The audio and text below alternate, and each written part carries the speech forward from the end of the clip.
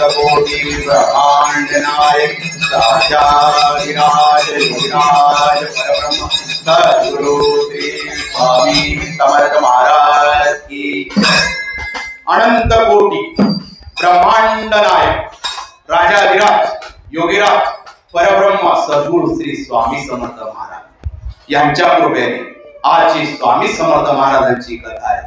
जे स्वामी समर्थ महाराज माझ्याकडून बदलून घेतले ते मी तुमच्याकडे थोडक्यात सांगण्याचा प्रयत्न करतो। सद्गुरु श्री स्वामी समर्थ महाराज की जय। श्री स्वामी समर्थ ब्रह्मांडाचा नायक श्री स्वामी समर्थ महाराज प्रत्येक वेळी प्रत्येक भक्ताच्या पाठीमागे उभा राहत असतो। स्वामी महाराज प्रत्येक भक्ताला आपल्यापर्यंत कसे बोलून घेतात हा एक अनुभव फार वेगळा असतो। कारण की स्वामींची कृपा अशी आहे की ज्या भक्ताला त्यांना बोलवून घ्यायचं तो कुठेही असो त्यांना बोलवून घेतात। नाही तर आपली खूप इच्छा असली आपल्याला वाटतं आपण सहज अक्कलकोट जाऊ शकतो, पण त्यांची इच्छा नसेल तर आपण अक्कलकोट कधीच पोहोचू शकत नाही। कारण की स्वामी महाराज अक्कलकोटला सांगत होते माझा भक्त माझ्या विचारांशिवाय आणि माझ्या आज्ञेशिवाय अक्कलकोटला कधीच पोहोचू शकत नाही। एक ब्राह्मण होता, त्याचा मित्र कनोजे, दोघं जणांनी अक्कलकोटला जाण्याची तयारी केली। पण दुसऱ्या ब्राह्मणाने सांगितलं अक्कलकोट का जातो, आपण गाणगापूरला जाऊया। आणि दोघं जण गाणगापूरला आले।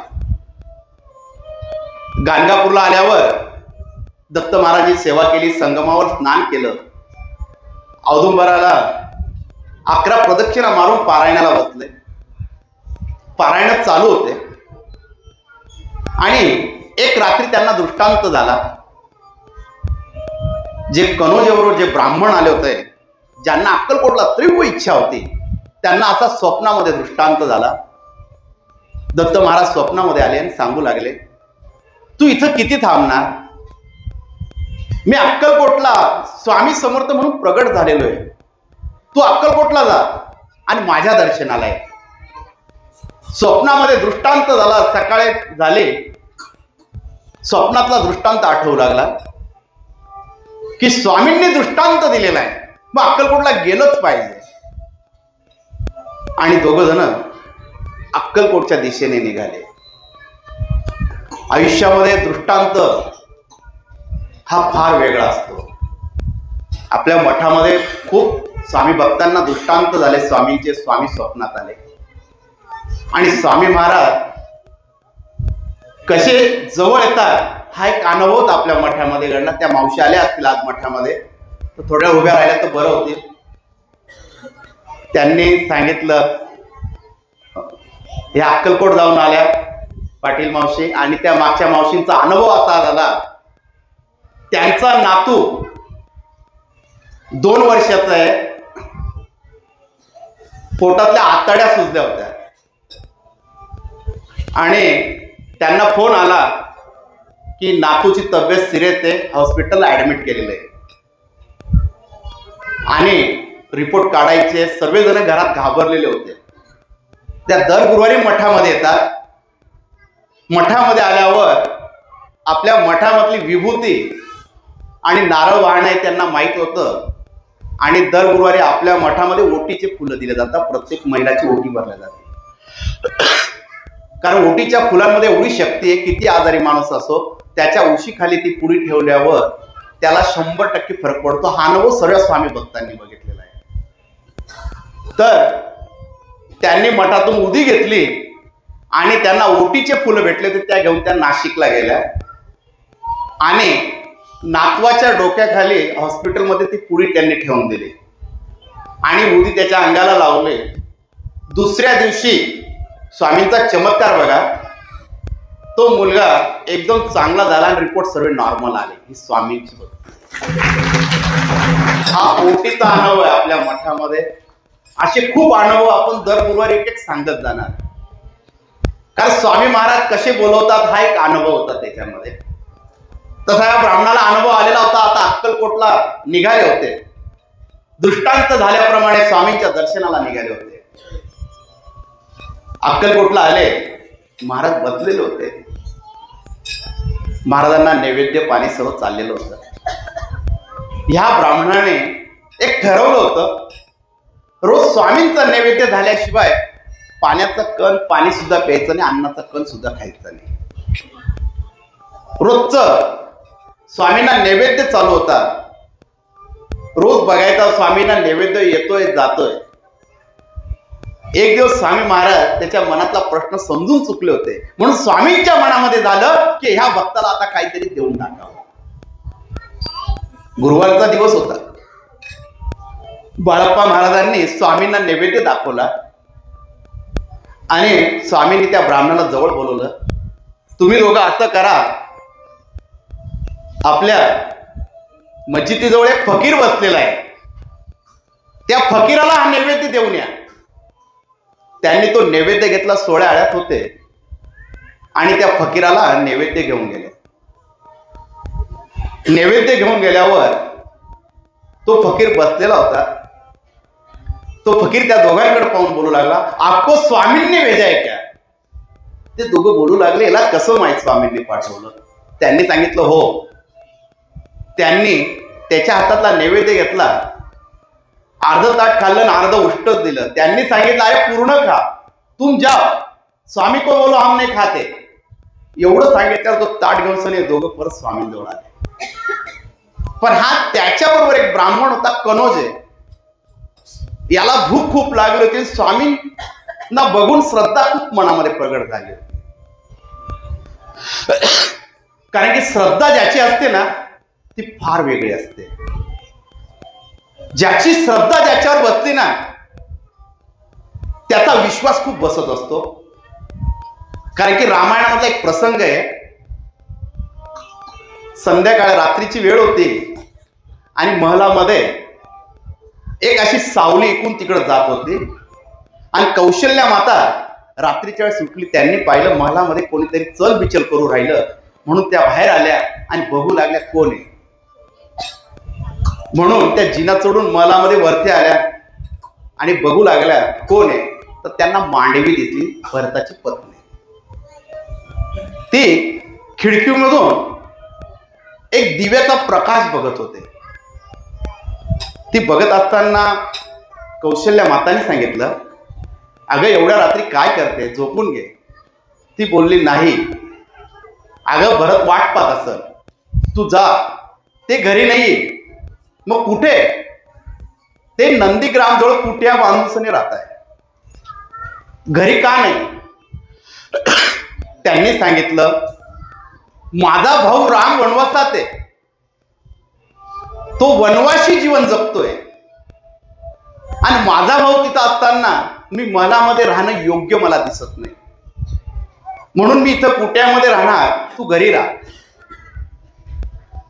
परत कौशल्या सांगू लागले, अगं मग तू त्याच्या सोबत राहायचं होतं, इथं काय करते, त्याला मदत झाली असते.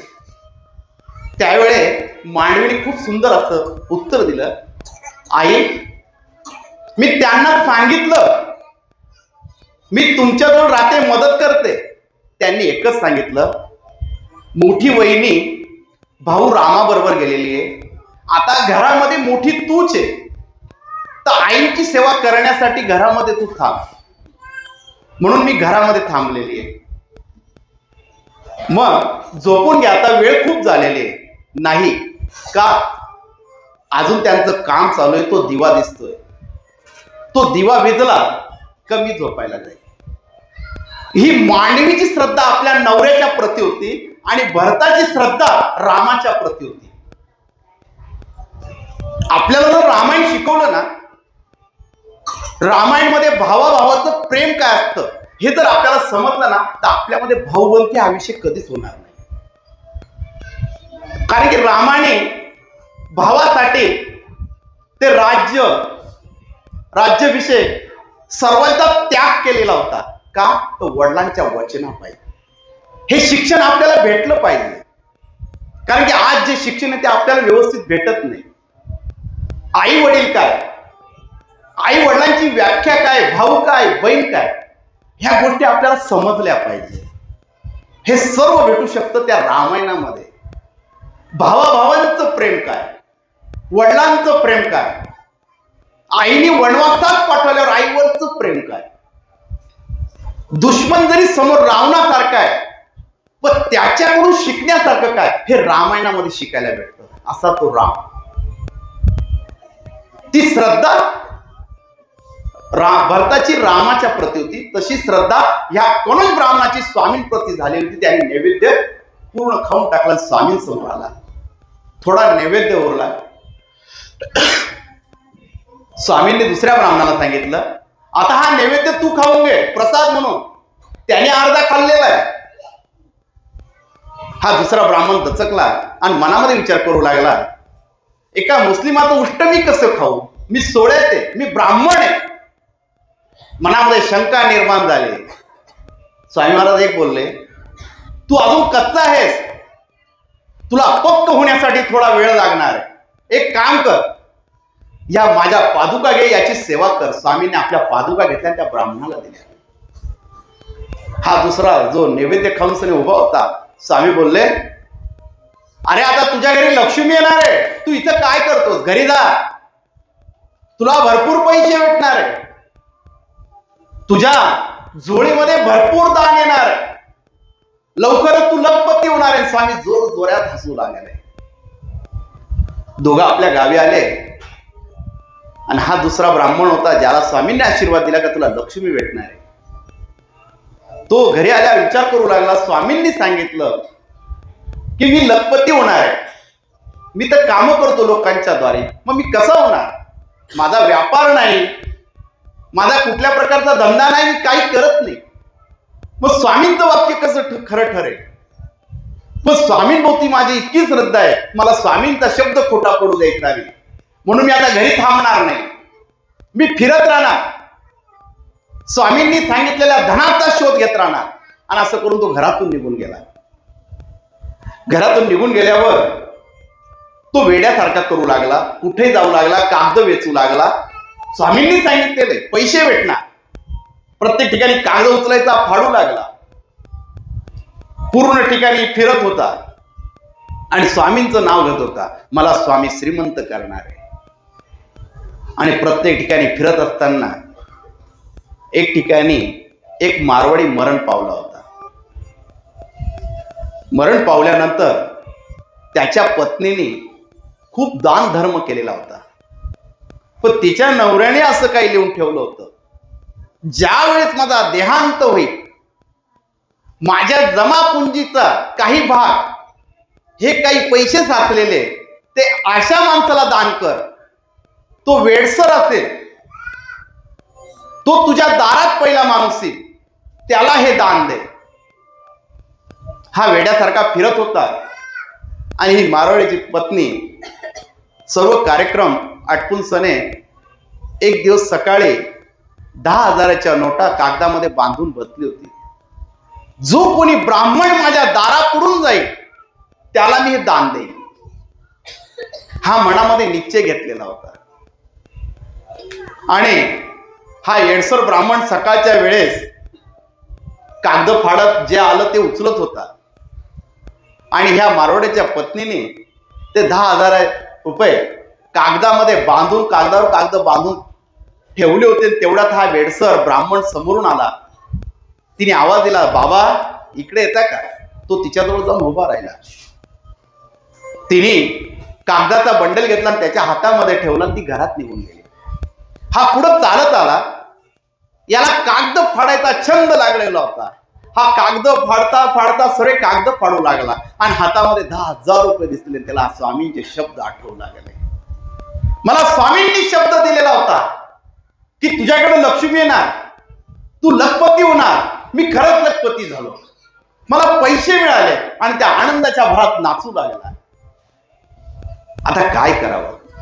तो अक्कलकोटला परत निघाला. महाराज बसलेले होते. पैसे घेऊन तो स्वामींसमोर आला.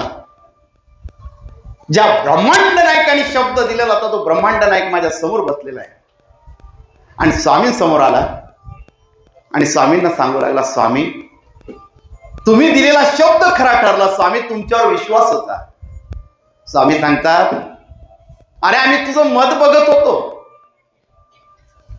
तू पैशासाठी येडा होतो का आमच्या भक्तीसाठी येडा होतो? पण तुझ्या मनातली भक्ती आमच्या मनाचा शब्द खोटा ठरू नये म्हणून तू सतत फिरत राहिला, की आमचा शब्द खरा ठरण्यासाठी तू दारोदारी फिरत राहिला, कागद गोळा करत राहिला. ही खरी तुझी स्वामी भक्ती आहे. त्याचे डोळे भरून आले. स्वामींकडे बघत होता. स्वामींनी त्याला जवळ घेतलं आणि एकच आशीर्वाद दिला, भिवू नकोस, मी तुझ्या. ही स्वामी भक्ती, ज्याची स्वामीवर अटळ भक्ती